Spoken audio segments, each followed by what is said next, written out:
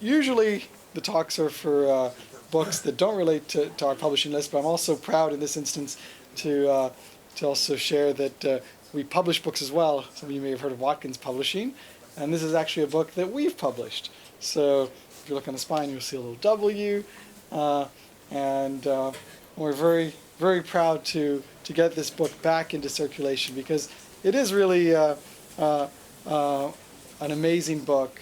It was written in the 40s by Andrew Salter, and who some consider to be, in a sense, well, conditioned reflex therapy, he is the founder of conditioned reflex therapy, but there's also a link between that in cognitive behavioral therapy. So I'm not a therapist, Mark is, he was going to come and talk more about that, but you can certainly read the endorsements. Many amazing therapists and psychologists, Albert Ellis, have endorsed the book, and even also, what's her name? Do you know about the therapy where you you're following the eye movement? EMDR or something. That's right, EMDR. I forget her name, Shapiro or something. Anyway, she also endorsed the book. I think there was an endorsement somewhere in here for it, but she's a big fan. And I mean, it's tremendous the amount of support that this classic text has had. And then also for people that are outside of the trade, even during its day, it had some amazing endorsements from people like H.G. Wells and Huxley, and so I mean it really is quite a cool book. But what I find really interesting is sometimes you pick up a book from the 40s and you try and read it, and you find that it isn't dated at all. And I think this is certainly the case here.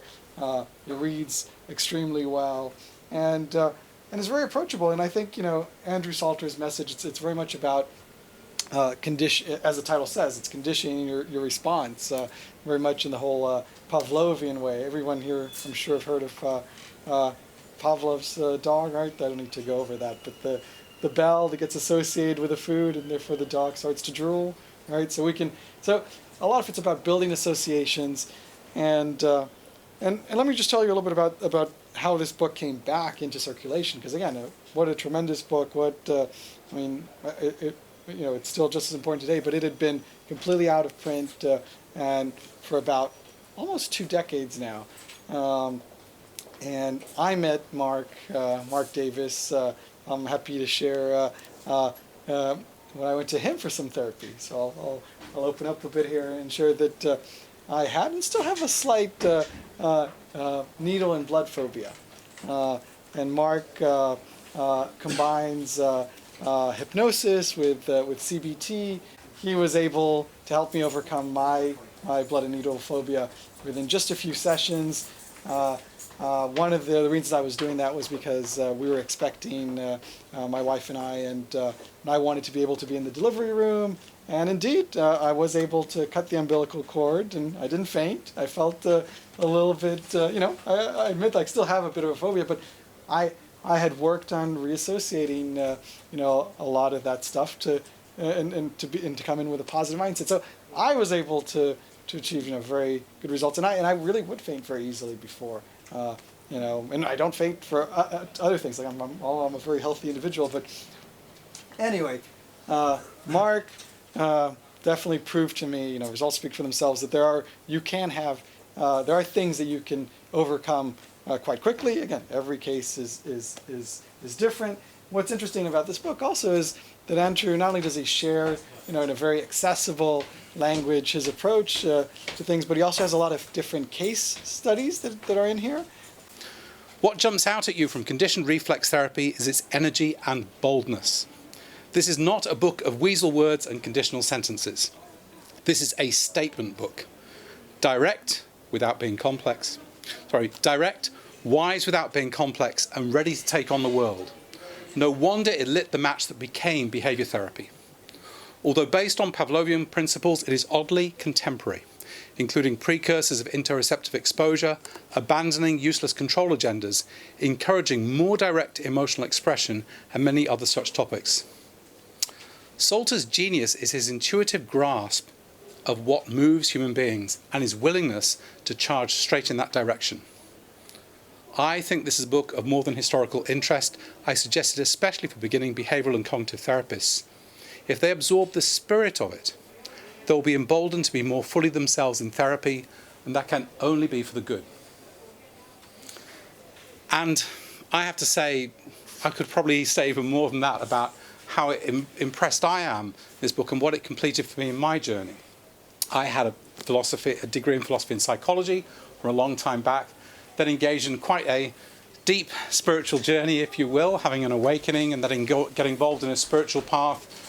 5 years full-time living in an ashram in India, another 10 years full-time being involved in a yoga foundation ashram in the United States, getting very involved with the esoteric aspects of non-dual tantric yoga, kundalini, many other things. And many of my colleagues are famous names in the field of non-dual philosophy.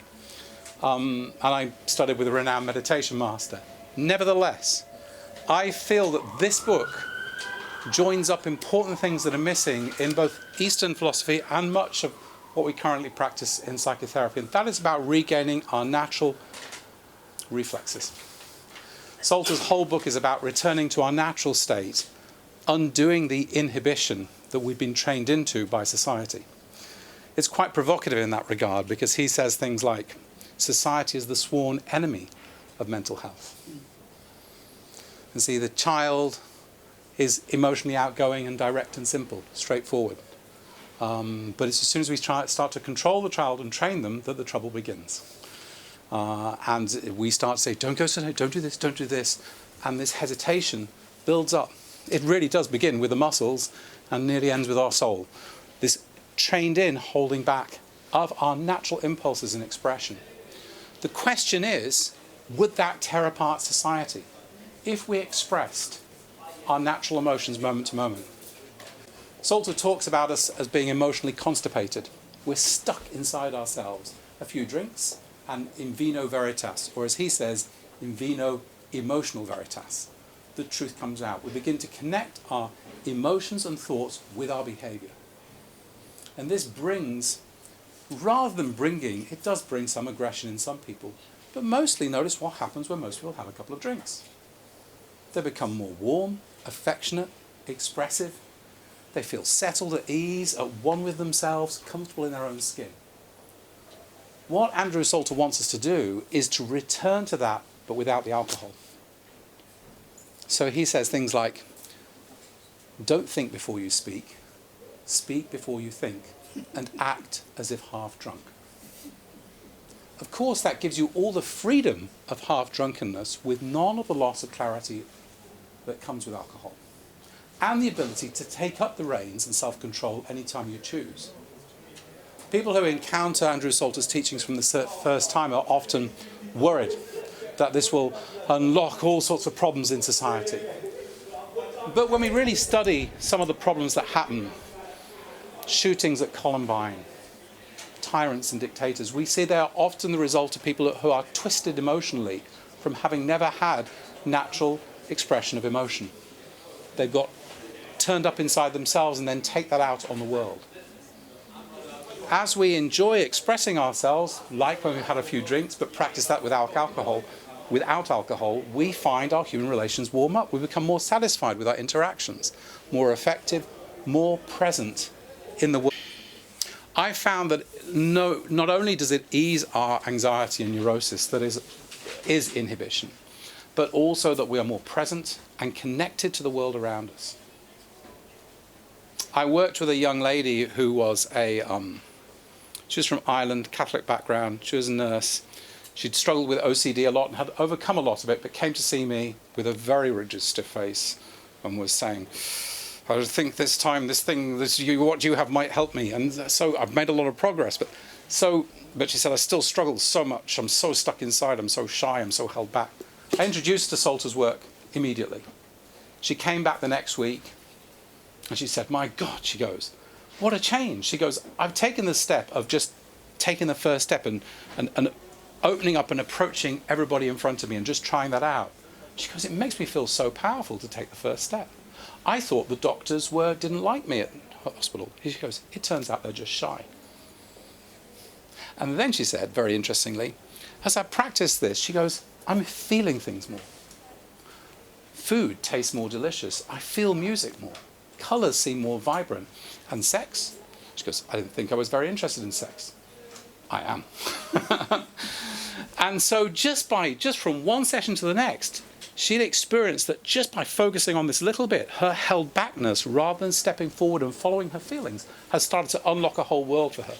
We did 5 sessions together, and all I did was review and reinforce what she'd been practicing and said, this is good, oh, try that here, this is good, try that there, following entirely Salter's principles. At the 5th session, she said, no need, let's go, I'm taking you out for lunch. She goes, I'm completely transformed. She goes from putting this into practice. She goes, I'm going with a best friend that I've just met to Thailand next week. And she goes, I have no more need for doing any psychotherapy. I know what to do now. And this is what's lovely also about Salter's stuff, is that even though as you read it, you might think he is one of the most directive therapists, telling his clients what to do, and humanistic counselors will be shocked at how direct it is, yet his clients clearly become some of the most independent and resilient and resourceful clients. And I thought that was fascinating. He preaches it's the arch self-help book, if you will. And on the other side, because I run a college on hypnosis, Salter's very interesting with regard to his approach to hypnosis, which he bases on Pavlovian conditioning principles. That language, words, are bells in Pavlov's experiment, you see, where the dog is conditioned, without any consciousness at all, to salivate at the sound of the bell. So we salivate at what? Steak and fries? What is your, So, see, the words here have become the conditioned reflexes that call forth, the conditioning that calls forth the responses. Now, when we start to understand language like this, then we see that certain words create uplifting, automatic associations, in other words, bring us down. And what we're using in hypnosis is using patterns of language that are creating these uplifting responses in the client, but particularly based on the client's past experiences. We can't call forth or ring a Pavlovian circuit that the client does not have. So if we use the word and you're now feeling supremely confident, but the client doesn't have any confidence, doesn't trigger anything in them, then we can't use that word. So maybe we will build experiences of confidence, label them, and then we can call them forth in hypnosis. We cannot call forth something that isn't there yet. So, and also building on that, Salter wrote the first ever academic paper on self-hypnosis, and developed self-hypnosis, basically saying, well, he'd do hypnosis with them, send them away, they'd be better for a while, then they'd come back and sort of the suggestions had worn off. It's one of the classic complaints about hypnosis, the suggestions wear off. So he figured, well, I'll just teach them to do it to themselves. And why not? That obviously makes sense. Because we respond not only to external language, but we respond to our internal language. So as we talk to ourselves, we're triggering reflex physiological responses. And that's a very interesting idea, that as we talk and think, we're actually creating responses in the body, because thoughts are not private events that are disconnected from the body. This is a Cartesian error, a terrible Cartesian error. Psychology and physiology should be one department, psychophysiology. And this is, feel a little bit like when Freud prepared to give his first presentation, he said, you will be shocked, you won't believe what I'm going to say, and he spent half an hour preparing people for it. Salter is quite strong. He opens the book, 1949, the heyday of psychoanalysis in New York, a 35-year-old therapist, and he says in his opening paragraph, it is high time that psychoanalysis, like the elephant of fable, dragged itself off to some distant jungle graveyard and died. Psychoanalysis has outlived its usefulness. Its methods are vague, its treatment is long drawn out, and more often than not, its results are insipid and unimpressive. Every literate non-Freudian in our day knows these accusations to be true, but we may ask ourselves, might it not be that psychotherapy by its very nature must always be difficult, time-consuming, and inefficient? I do not think so. I say flatly that psychotherapy can be quite rapid and extremely efficacious. I know so because I have done so. And if the reader will bear with me, I will show him how, by building our therapeutic methods on the firm scientific bedrock of Pavlov, we can keep out the Freudian metaphysical quicksands and help 10 persons in the time the Freudians are getting ready to help one. These are matters of the greatest importance, and I've written this book in order to explain the Pavlovian science of reflex therapy. Everybody talks about heredity, but nobody does anything about it. It is immutable 1 second after conception. Consequently, let us concern ourselves with environment, for it is the only thing we can change after we're born. Physical traits, and these include intelligence, are inherited, but happiness is not based upon them. Happiness or misery is determined after the child is born. Heredity provides the phonograph, but environment builds the record library of the brain. Not only is it impossible to choose your relatives, but you cannot even choose yourself. Just as Pavlov's dog learned to salivate when the bell rang, so does the baby learn that certain behaviour on his part brings certain responses from those around him, and he gets conditioned quite as involuntarily. If each act of the child is met with a motherly "don't," equivalent to punishing the dog when he salivates, the child will inhibit his emotions and withdraw into himself. In Pavlovian terms, the flow of saliva when the bell was rung to signal the appearance of meat is an example of an excitatory reflex. But if the bell is rung again and again and not followed by meat, or the dog is punished, the saliva stops flowing, and this is an inhibitory reflex. The newborn infant's behaviour is excitatory. It acts without restraint. If we were not to interfere in any way except to gratify its physical needs, it will continue its excitatory path. We will begin early to inhibit the child, and this is how the trouble begins.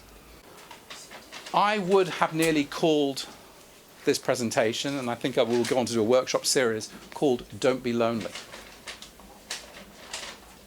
Because my experience of working with this and helping clients with this is they become more connected to those around them. Salter gives us exercises to do, for example, to open up to everybody about us, about anything that's on our mind. He says small talk is big talk for us. Or, for the psychoanalytically orientated, he says have a cathartic release with everybody you meet about everything that's going on inside you. Let everyone know. Not superficial small talk, just I like this, I don't like that. That's, God, it's a bit cold in here, isn't it? Just chatting about going public really with what's private. As you experiment with that, you're connected with people spontaneously. Without planning, suddenly you feel part and part of communities and environments. To think is to be antisocial. As I walk out of the tennis club and out into the cold car park like this, and I watch somebody, maybe he's from the squash club, I don't know, I don't recognise him, I don't know him, but he's in some tiny pair of shorts on a freezing cold night doing something in the back of his car, I can walk past and think, bloody hell, it's a bit cold for that, isn't it? Or I can say, it's a bit cold for that, isn't it? It might seem a small thing, but there is a world of psychological difference in that. In the one, I'm just going inside my head, privately, and making judgments. In the other, I'm connecting with my environment. I'm becoming part of that environment and having an interaction with somebody. And those interactions do not lead to fights and violence and rape, as so many people would think and who preach self-restraint. As we practice letting go of our undue levels of control and start to let go, if you will, of the reins of our emotional horse, we discover how that horse actually wants to run. And we stop being against ourselves and let nature begin to run us. And we get back our spontaneity, our naturalness, real authenticity, creativity. Now, this from the point of view then of tying back into where I come from in terms of the world of yoga, non-dual philosophy, this idea of letting go of this control and finding ourselves flowing with our environments is the essence of it. As soon as we hold back and think, we separate ourselves. Thought always creates separation. As we let go and express and put our thoughts into emotional behavior and connect thought, emotion, behavior back up, we start to feel part and parcel, blended, and even let go of any sense of control sometimes at all, and find ourselves simply becoming a slave to all the stimuli around us. And it works out. We don't end up in fights, we don't end up raping, we actually end up becoming, how can I use the word? There is an emotional regulation that occurs through interpersonal connection. That just happens, and so much of the time we miss that. I had a client once, and she came to see me because she felt very awkward socially, and this is Spanish girl, and she said, oh, everybody finds me very intense and da-da-da. And it's true, she was, and I felt, and she goes, I'm sure they think I'm weird, and she was talking kind of quite loud like this, and I was watching her, and I thought, well, I said, can you talk to me? So I had to just connect with me, because she was just emitting blindly. As she connected with me, her energy immediately settled down, and she communicated to me, rather than just emitting blindly like this. So Salter talks, interestingly, in a later book, but it's mentioned in here in a later chapter, about when we have the overtalkers and meet them, rather than asking them to hold back from their overtalking, what we want to do is point out to them that they're not actually paying attention to and responding to the modulations in their environment. They're blindly emitting. Yeah. So as I bring her from blindly emitting here to be in touch with the modulations of the environment, her system automatically works that out. The emotion becomes regulated, her communication becomes natural, she feels at ease and normal, and she comes across, everything becomes settled inside her. So there is a tremendous amount of wisdom in this book, and not only in his principles of hypnosis, and particularly how to return to being more excitatory and get rid of unnecessary inhibition. He's not saying get rid of it all. See, you need to have some inhibition. We don't want you just suddenly going, oh, need to use the loo and just peeing where you are. That wouldn't be a good thing, you see. So some automatic trained inhibition is good. But when it gets taken too far, that is the problem. Now, some people, when they read the book, get worried. They think, oh, but this will be too much. If we do this, everything will break down. And he said, that might be true for some, but not for you. He said, you're like the person dying of thirst in the desert who says, oh, but I heard people can die from drinking too much water.